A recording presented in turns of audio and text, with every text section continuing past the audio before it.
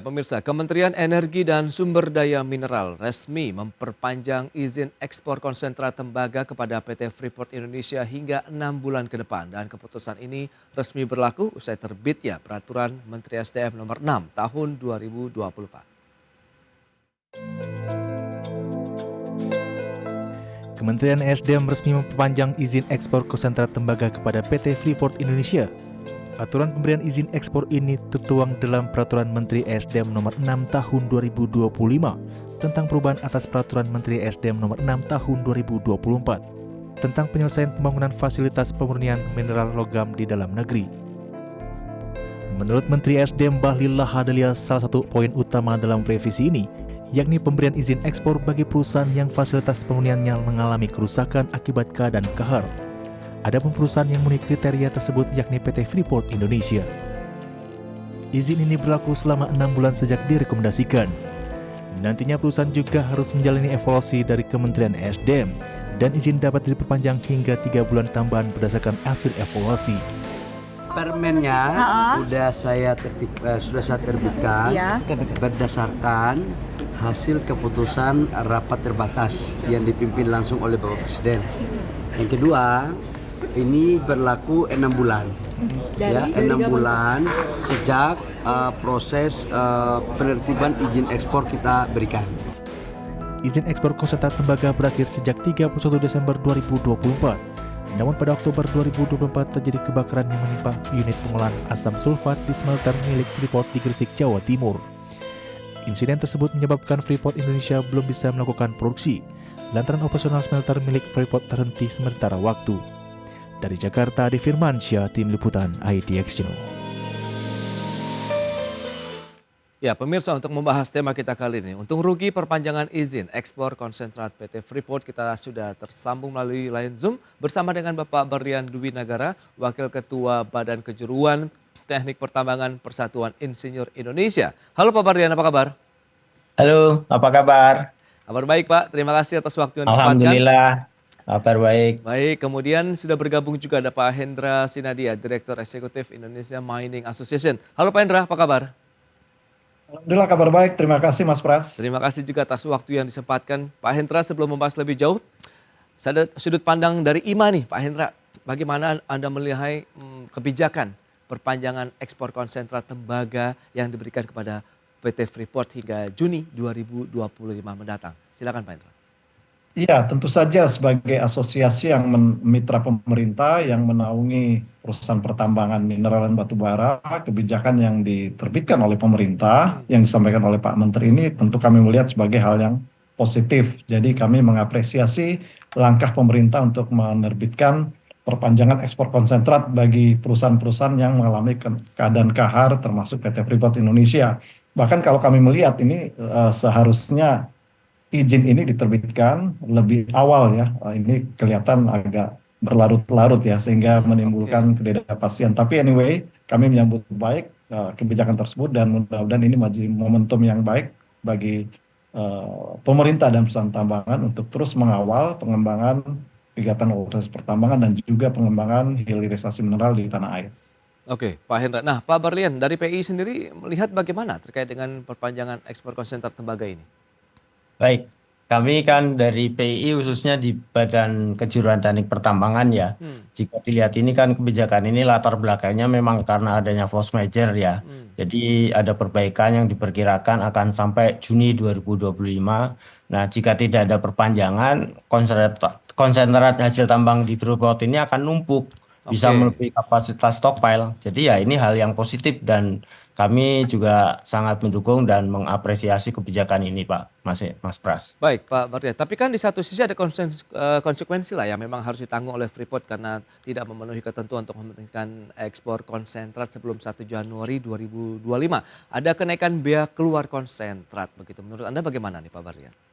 Ini konsekuensi ini wajar ya, ya memang harus ditanggung oleh Freeport, ya dalam bentuk kenaikan biaya keluar nih ya. Ya katakan ini konsekuensi ini sebagai semacam peringatan ya, peringatan bahwa rangkaian supply chain industri pertambangan itu dari eksplorasi, penambangan, pengangkutan, pengolahan dan pemurnian ini sampai akhirnya menghasilkan produk air ini harus dijaga kelangsungan operasinya. Oke. Jadi memang walaupun ini tidak mudah, jadi konsekuensi ini wajar dan untuk semacam peringatan agar tidak terjadi lagi dan harus menjaga betul bagaimana rangkaian industri pertambangan itu dapat berjalan dengan lancar. Baik, berarti kalau kita cermati dengan upaya yang dilakukan begitu oleh pemerintah menjadi satu keputusan yang tepat dari PI maupun dari IMA sendiri. Nah, kalau kita lihat kondisi saat ini begitu ya, Anda melihat IMA sendiri ini Pak Hendra, berdasarkan hitung-hitungan Anda, apakah waktu perpanjangan ekspor sampai dengan pertengahan tahun ini akan mampu menyalurkan konsentrat tembaga yang menumpuk tadi yang seperti disampaikan oleh Pak Barlian? Iya, kejadian yang terjadi di smelter PT Freeport ini tentu di luar dugaan dari siapapun termasuk perusahaan itu sendiri. Oke. Apalagi ini terjadi di tahapan commissioning ya. Commissioning ini bisa diartikan ya bagi awam sebagai masa uji coba yang tentu saja dalam masa uji coba apalagi menggunakan teknologi yang pertama di dunia single line copper smelter ya tentu masih ada resiko-resiko yang timbul sehingga Oke. kejadian yang kemarin itu tentu tidak di luar dugaan dan memang beban biaya kewajiban biaya keluar ini tentu di luar prediksi dari pelaku usaha ya karena mereka ini kan hal yang lazim terjadi dalam commissioning. Nah kalau konsentrat yang menumpuk saya kurang tahu persisnya itu perusahaan PT Freeport yang lebih tahu bagaimana ke depannya tapi tentunya kami yakin bahwa kebijakan yang diterbitkan ini relaksasi ekspor konsentrat hingga Juni ini setelah didiskusikan bersama oleh pemerintah dan pelaku usaha dengan mempertimbangkan kapasitas dari storage di Freeport di kurang lebih mungkin bisa dengan sampai bulan Juni ini konsentrat yang telah menumpuk tadi diharapkan ya bisa diselesaikan semuanya lah kurang lebih gitu dan juga Baik. target bulan Juni ini ada hasil perundingan atau hasil konsultasi PT Freeport dengan pemerintah dengan melibatkan ahli-ahli yang diperkirakan memang by Juni 2026 ini akan beroperasi normal kembali. Jadi kami yakin bahwa hal ini telah dibicarakan bersama. Ya, menarik dicermati. Apakah kebijakan perpanjangan izin ekspor konsentrat tembaga Freeport ini kalau kita kaitkan dengan hilirisasi seperti apa begitu? Karena ini pun menjadi fokus dari pemerintah. Kita akan bahas nanti di segmen berikutnya, Pak Hendra, Pak Barlian. Kita akan jeda dulu sebentar ya. Dan pemirsa pastikan Anda masih bersama kami.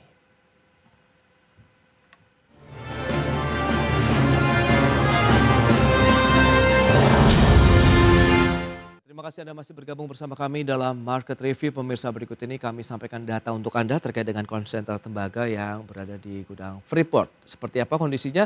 Jumlah total ada 400.000 ton, di mana ada di pelabuhan Amamamapare, Papua 200.000 ton, kemudian gudang smelter Gresik 140.000 ton, kemudian di PT Smelting 60.000 ton.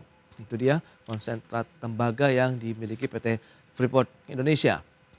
Berikutnya, keuntungan jangka panjang larangan ekspor konsentrat tembaga itu apa saja?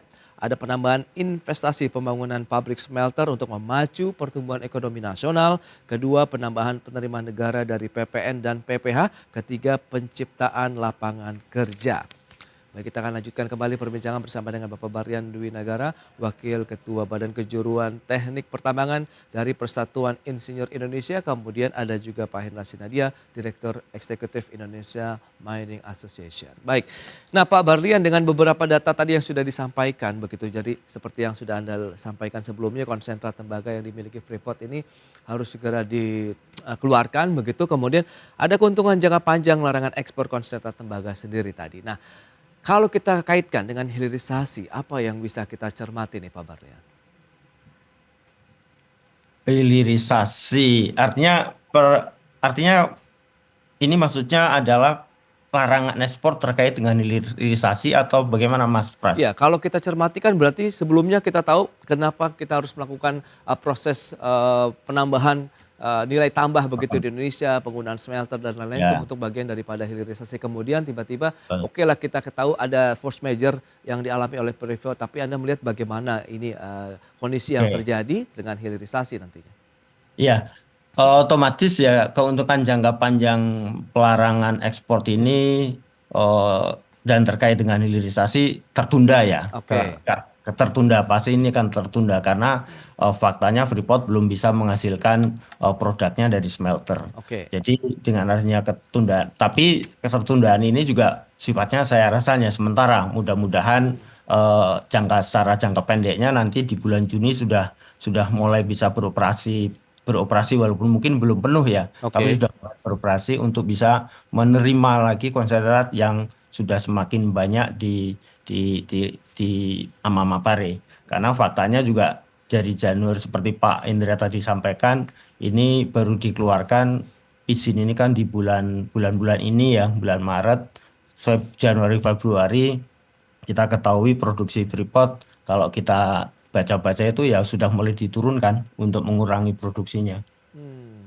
Baik, dari IMA sendiri bagaimana Pak Hendra? Upaya dari asosiasi juga untuk bagaimana anggotanya menjalankan hilirisasi, kemudian dengan kondisi yang ada saat ini kemudian harus melakukan eksportasi konsentrat begitu, khususnya tembaga dari Freeport. Iya, secara umum pelaksanaan kewajiban pengolahan pemurnian atau publik banyak mengenal sebagai hilirisasi ini udah Ya. berjalan secara bagus ya di hampir semua sektor. Jadi pada dasarnya pelaku usaha udah melaksanakan kewajibannya membangun fasilitas pengolahan dan pemurnian. Oke. Cuman kalau berbicara hilirisasi, konteks hilirisasi kan itu lebih luas yang Ya. mencakup juga industrialisasi yang merupakan kewajiban dari industri ya, pertambangan Ya. sudah melakukan kewajibannya. Sehingga apa yang dilakukan oleh perusahaan ini hal yang positif dan yang dilakukan oleh Freeport juga yang sebagai pionir dari hilirisasi di Indonesia karena tahun 96 pun Freeport telah membangun fasilitas pengolahan pemurnian konsentrat itu di smelting Gresik. Jadi udah berlangsung dari 20, bukan hal yang baru sebenarnya bagi Freeport ya. Tapi untuk yang di Manyar ini tentu adalah fasilitas yang baru yang kapasitasnya lebih besar sehingga semua produk konsentrat itu sudah diserap dan diolah dalam negeri termasuk juga oleh Aman Mineral. Nah ini tentu saja hal yang positif, ini berjalan dengan baik dan juga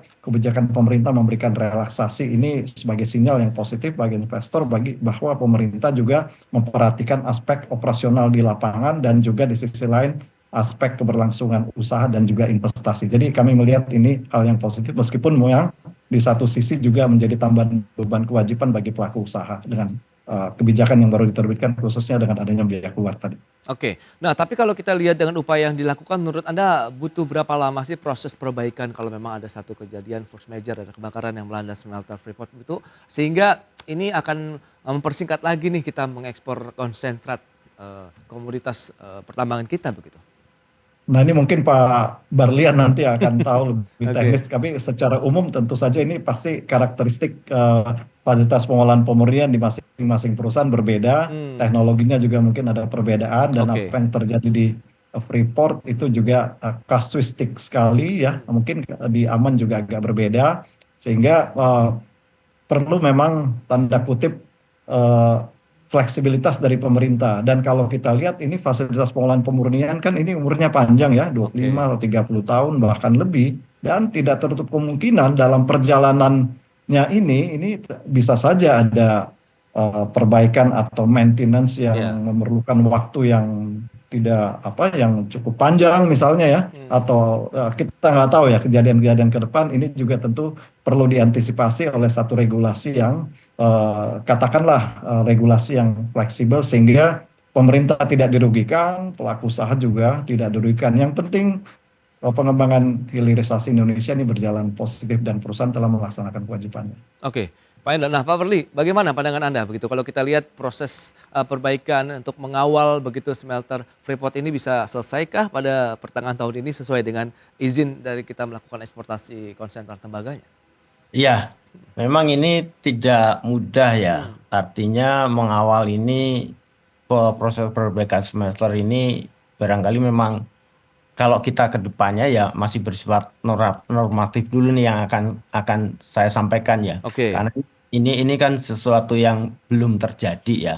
Tapi setidaknya kita punya gambaran bahwa kita perlu ada koordinasi dan komitmen yang kuat. Misalnya dari pemerintah ini memastikan regulasi dan insentif untuk mendukung percepatan perbaikan pembangunan smelter.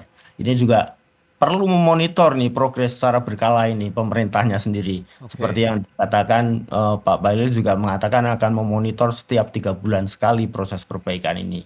Kemudian bagi Freeport sendiri juga harus memastikan proyek berjalan sesuai timeline dengan alokasi sumber daya yang memadai, termasuk tenaga kerja, teknologi dan pandangan dan ini pendanaan. Jadi kontraktor dan vendor juga harus terlibat di sini menyediakan layanan dan material yang tepat waktu serta memastikan kualitas pekerjaan sesuai standar. Nah, sebenarnya upaya percepatan ini sudah dilakukan. Oke. Saya melihat artinya dengan menggunakan khususnya di transportasi untuk logistik ya, Ya. logistik. Jadi transportasi itu Freeport sudah menggunakan kargo besar ya, yang Antonov itu sama pakai Boeing 747 AN124 ini kan untuk mempercepat proses pengiriman peralatan yang dikirim dari Jerman, waktu tempuhnya 35 jam. Jauh lebih cepat dibandingkan kalau lewat kapal laut yang memerlukan sekitar 60 hari. Jadi ini sebenarnya sudah ada komitmen yang baik, yang positif dari Freeport untuk mempercepat. Harapan kita memang lebih cepat sebelum Juni lah ya. Sebelum Juni itu sudah selesai.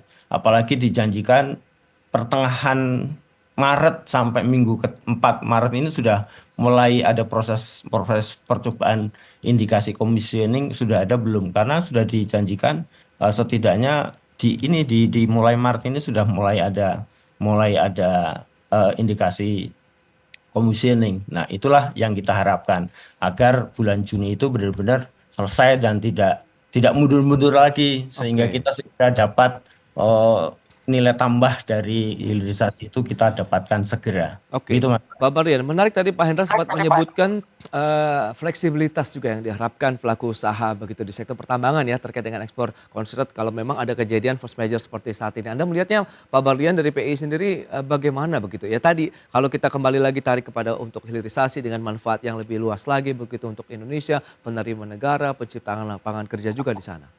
Ya.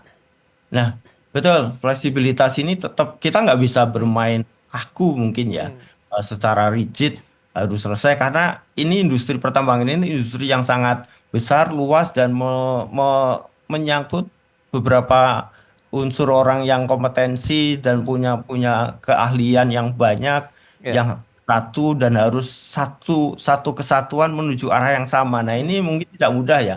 Apalagi kita berhadapan dengan alam nanti di Oke. pertambangannya sendiri. Jadi saya rasa di pertambangan pengangkutan sampai ke proses pemurniannya, olah murninya. Jadi fleksibilitas ini tetap kita perlukan. Hanya memang artinya fleksibilitas ini tetap kita jaga agar jangan Ya. fleksibel terus gitu. Harus ada batasan sampai mana fleksibilitas ini Itu kita dia. terapkan. Ya. Nah, Pak Hendra, bagaimana konsep fleksibilitas seperti apa yang diharapkan pelaku usaha begitu? Yang penting tadi bagaimana hilirisasi tetap menjadi fokus utama, tapi memang kalau memang ada kejadian tertentu, ya disitulah ada fleksibilitas muncul.